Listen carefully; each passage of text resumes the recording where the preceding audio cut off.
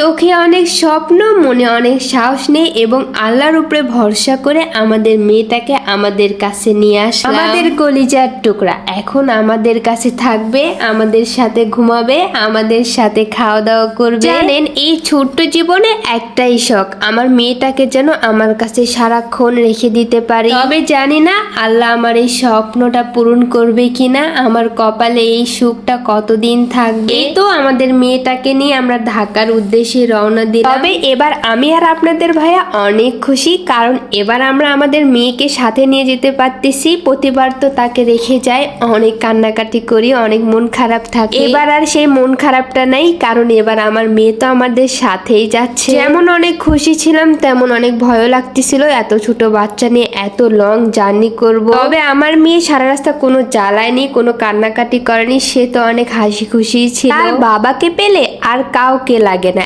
এমনকি তার মাকেও লাগে না। আমার মেয়ে প্রচুর লেভেলের বাবা ভক্ত।